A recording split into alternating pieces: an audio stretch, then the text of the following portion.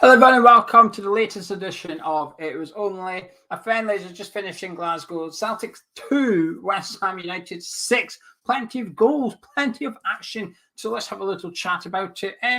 The best start for West Ham within the first 10 minutes because Antonio missed a one-on-one, a great opportunity. Bowen missed a one-on-one as well. Two big chances for those two. But that wasn't the bad news. That wasn't a big worry because it's just a friendly, isn't it?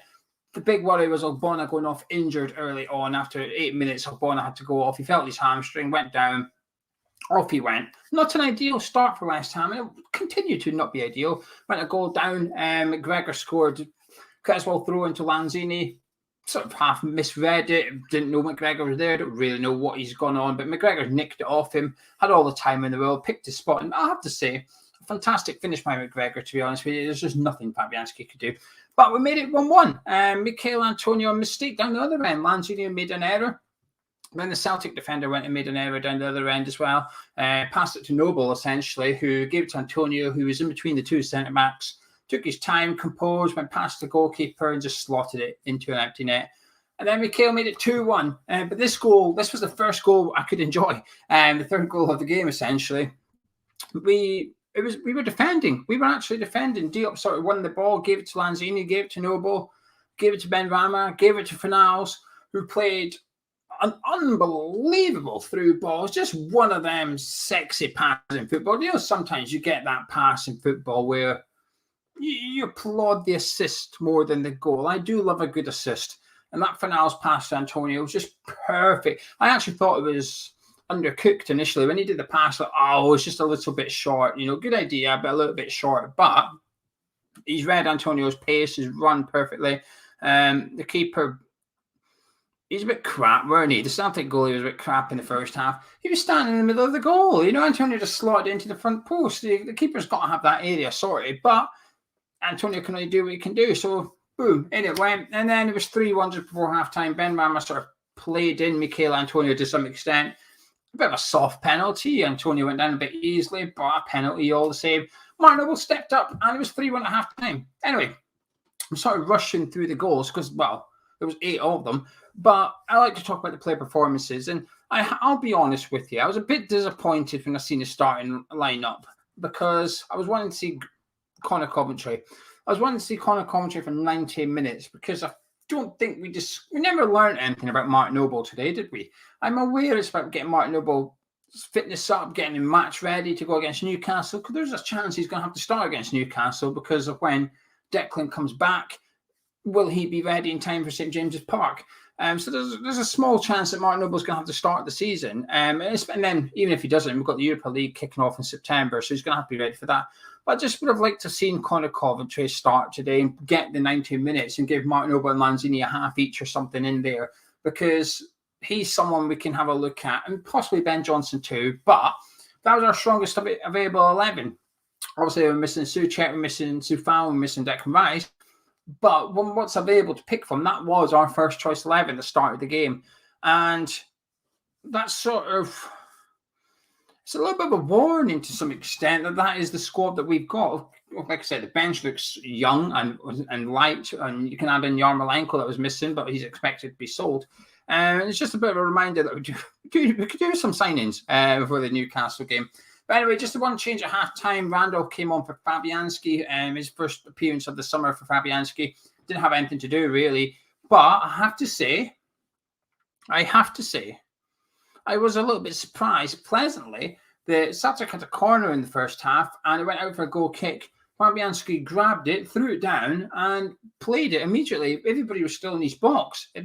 The fastest I've ever seen Fabianski do any form of distribution, and I quite liked it. I was sort of hoping that that's something we're working on this summer, perhaps, because I'm possibly one of the biggest critics of Fabianski's distribution. But today, I thought he was a little bit better with the passing out from the back.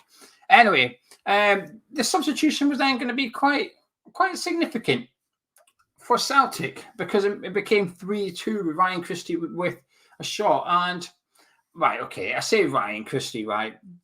It's an own goal.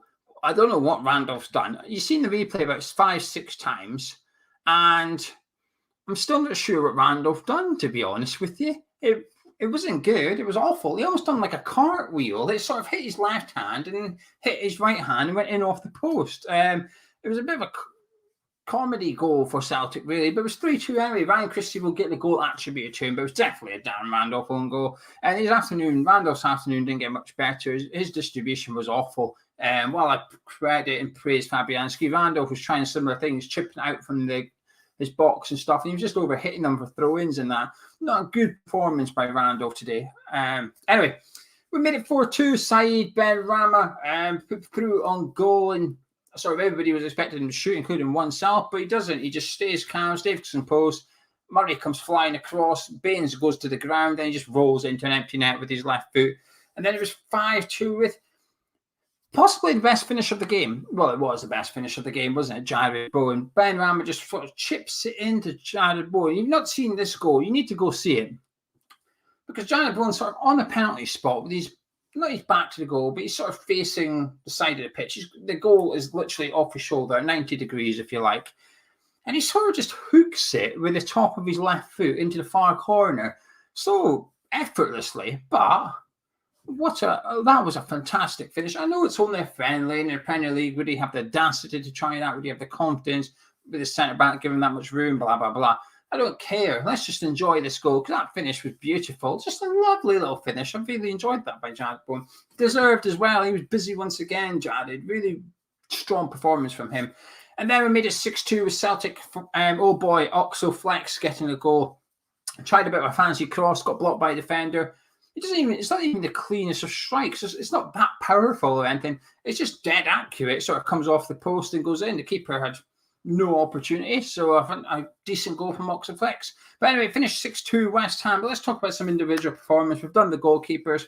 I thought the back four had a relatively comfortable game. There was nobody who was really tested. Dawson did a couple of fouls I thought was yellow card worthy in the Premier League, which was a bit concerning. I thought in the first half that Christie in particular a couple of times tried to play over the top of our defence for Edouard, and it worked once or twice. Once or twice it worked. And it was a bit concerning because our first game is obviously against Newcastle, and last time we played Newcastle away at the end of last season, they ripped us apart doing a similar tactic with the likes of St. Maximum. And I'd imagine if Steve Bruce was watching that today, Steve Bruce would be pretty excited that our centre-backs are still there to be sort of got at with the direct ball, the counter-attacking football, if you like, kind of thing. So that was a slight concern ahead of the Newcastle game. Creswell, Fredericks, busy enough, but weren't really tested too much. Same with Noble and Lanzini. Although Lanzini, like I said, got done for the first goal, and there's a spell in the second half. He made an error. I think he did a sloppy pass to Creswell, and Celtic broke from it, and Creswell ended up barking at him. But he just looks neat and tidy on the ball, Lanzini. But again, it's hard to gauge in these fixtures, isn't it? Because you get more time on the ball in friendlies. You're allowed an extra 2 touches or something, which is quite a significant thing to give an opposition player in a game of football. Attacking wise, we looked good. I thought Antonio was back to his best today. I think pre-season, I mentioned in the last review, I didn't think Antonio had played well at all pre-season, but today he was good. A couple of goals to his name, could have got a couple more. His runs were really good as well. Even off the ball, he was looking good, looking busy. I'm really impressed by Antonio today. Actually, he'd been my hammer of the match kind of thing. I know it's only friendly, but he's the one that I thought, yeah, all right, there's something there. Pablo Fornals, I love Pabs. A few assists to his name as well. His passing was just lovely to watch. There were a couple of counter-attacks we had. Benrahma should have had a second one, but again, Fornals and Bowen involved in the setup to that chance for Saeed Benrahma. Good save by Baines, tipped it around the post for a corner. But Fornals' passing was just lovely to watch today. Bowen continued what he's been doing all pre-season. Busy, but a little bit lacking that clinical touch, if you like. The first half, it was in the first 8 minutes, he got played in by Fornals or Benrahma, I think it was. No, it was Benrahma. Antonio took a touch, and I'm pretty sure it was meant to be for Fornals, but he overhit it and went to Benrahma. But he played in Jared Bowen, and he should be scoring. You've got to score them. He doesn't. Takes 2 or 3 touches, and it'll go down as a good save by the goalie. The goalie will get the credit for it. but he's not been very good at Celtic, that keeper. And then when you saw Antonio's second goal, that shows that he can be a little bit rubbish, that keeper. Bowen needs to be finishing those chances, but he more than made up for it with his goal towards the end of the game. I thought Jared looked busy. I thought Saeed Benrahma was really good, actually. I was a bit critical of him, and a lot of people in the comments last week disagree with me, but there was some agreeing with me. And I wasn't saying that I thought he played bad, just that I thought he was wasteful of the ball. And then I just thought David Moyes wouldn't be too keen on it. And there was a couple of occasions today where he overcooked it or whatever, but I did think he was a lot more, I don't know what's the purposeful with the ball, I guess. And fantastic goal. Unlucky not to get a second one. You know, he sort of has a hand in the penalty that would get awarded by just standing up his man, staying composed, just rolling it into Antonio. I thought Benrahma looked really good. I do think he looks better out wide. He sort of finished the game in the number 10 role, and while he's looked good in that role today, but I think that helps by Celtic just giving up. Essentially, Celtic just let him run around the park. But I do think Benrahma would be better. I think he is better out wide, but definitely promising from Saeed today. I thought he was, bar Antonio, I think he was our next best player, actually, Benrahma. Thought he was really good. Just Ryan's asking how Oxford Flex looked. He didn't play. He didn't get that much time. He got the goal, but he didn't really get much time on the pitch, to be honest with you. Like I said, the disappointment, Conor Coventry, when he come on, looked all right, but it's difficult. He got 25, half an hour. It's frustrating. I would have liked to have seen him get a little bit more. The concern is obviously Ogbonna. Hopefully his injury is not too bad, because we already need a centre-back. So without Ogbonna, we've only got Dawson and Diop, which I don't fancy it. I don't fancy that. They didn't play too well together, them two, as a partnership. When Ogbonna was out, we really struggled. So I think, hopefully, fingers crossed, Ogbonna isn't too bad. But anyway, I think I'm going to leave it there. William's asking what happened to Ogbonna. He just pulled up with a hamstring injury. It could just be a little.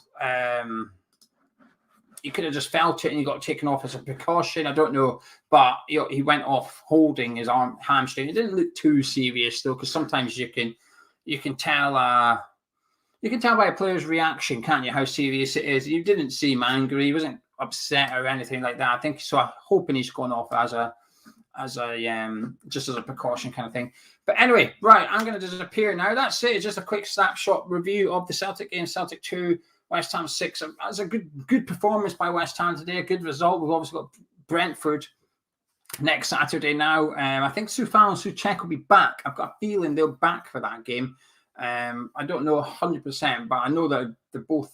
I know Soufal's back in London anyway, so I'm hoping that they're both back for that fixture, but we'll wait and see. Anyway, that's it for me. Antonio and Benrahma are two best players, but a really good performance by West Ham, although it is only a friendly. Catch you in a bit.